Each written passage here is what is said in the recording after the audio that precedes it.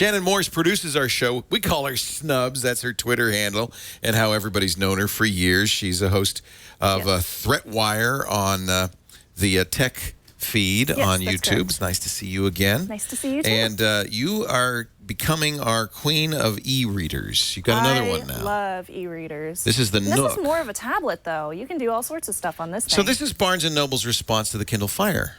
Yes, it is. I actually saw a lot of comparisons of this online of the Barnes & Noble Nook HD, which is this one, and the Kindle Fire as well. So this one comes in about 4 different versions. You can get the nice white background, which is a little bit dirty because it's a reviewer's product. And there's also a gray version. That's the gray.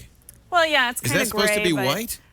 Maybe it is. Well, there's a darker gray version. This is light gray. Okay. Or it really is dirty. And dark gray. All right. And they come in 8 gigs or 16 gigs. Okay. The 8 this gig is nice, is though. $199. This is kind of rubberized. It is. You know what's nice elegant about look, this the rounded is corners. when you put your fingers back here, Yeah. it's really easy to hold it and read things on it. You can hold it with one hand because it's only 11 ounces. Right. Or just with 2 hands. And it's got this thick bezel. The reason for that is so you can put your thumbs here and you don't accidentally, turn Touch pages the screen. or anything like that. I have to say the screen is gorgeous. It's beautiful. I don't know if you can see it at home, display, but boy, so yeah, you can it's see really it when you pretty. turn it around. Yeah. And it's full HD. It's actually 1440 by 900 resolution. So it's very, very high res. It does play videos as well.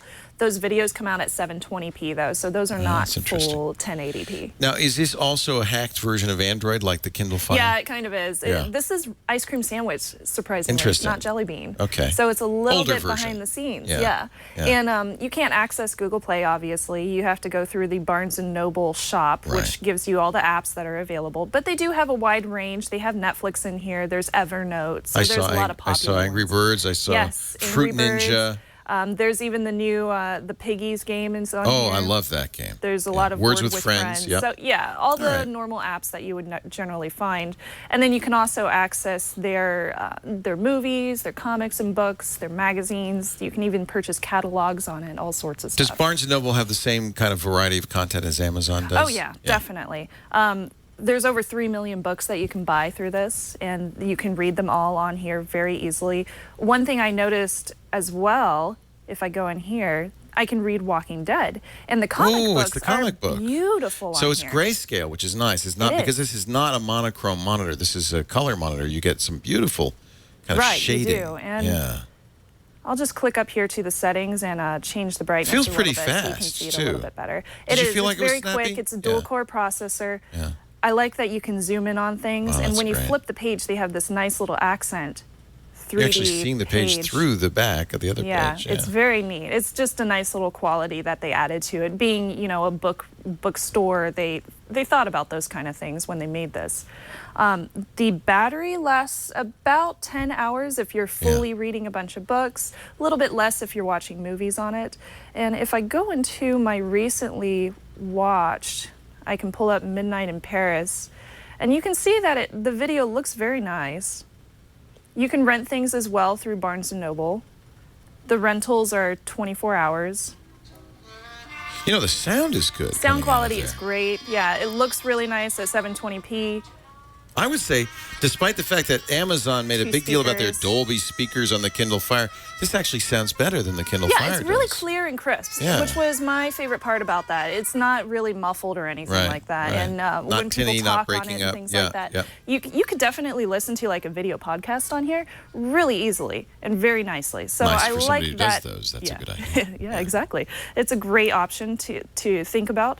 It also has the rotating screen, if it'll work. All of these, it was doing it before. There we go. Yeah, there you go. All of these are a little slow on rotation. Yeah, they're a little bit slow, but yeah, it has the rotating screen, so you can watch it both ways. Unfortunately, the Kobo that I checked out last week, that one did not rotate on that ebook reader. And you'll notice up here, my name is Philip. Why?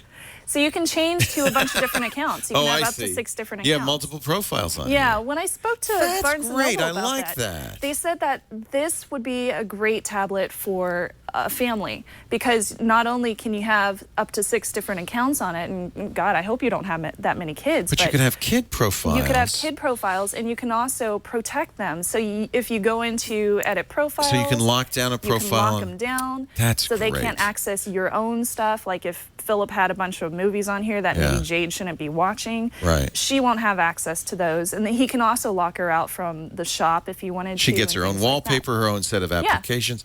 I like that. I think that's a nice feature. And if you go to the lock screen, that's a hardware lock?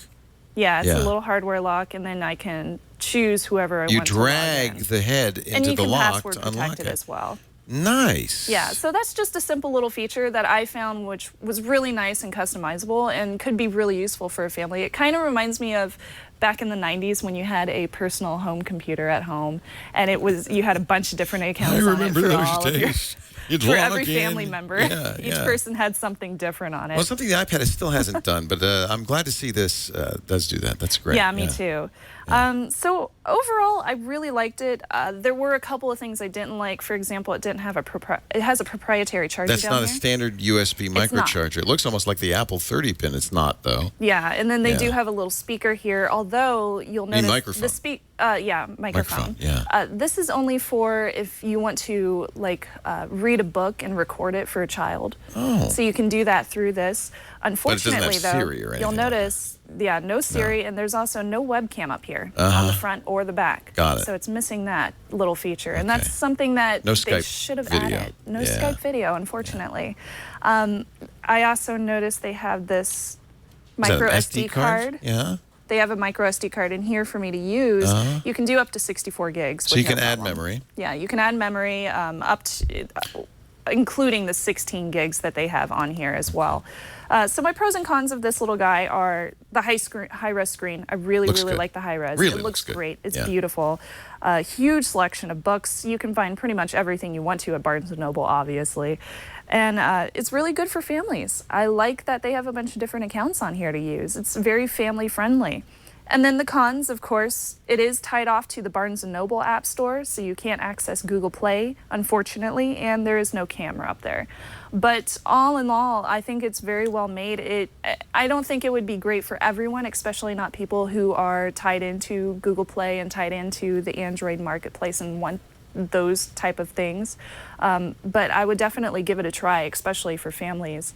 I also wanted to mention, though, I did find out that this is being updated a lot. There are new apps being made for it. We did hear a lot about them saying maybe we're not going to continue doing hardware, but I don't know. There might be some new hardware. We'll see. Interesting. Yeah. And how much?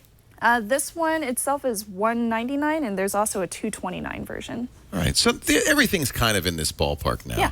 These Nexus, the Kindle Fire, it's the decently Nook. priced. You're not getting a real Android device. You're getting a customized Android device. But I think that's not a bad thing for people who want a content device. This is very simple. And if you have like a Barnes & Noble membership already, you're in there. You're kind of, this is what you want to buy. Yeah. Very nice. Thank you. Shannon Morse, the host of ThreatWire on ThreatWire and Hack 5. The Tech Feed. And are you on Hack 5 all the time? Oh, yeah, every week. I didn't know that. Yeah. Why don't I plug that? I knew you used to be on, so you're still on. Yeah, I'm still on Hack 5 good. and Hack Tip. I'm all over all of the that place. stuff. She's a busy lady and produces this show as well, and you do a great job.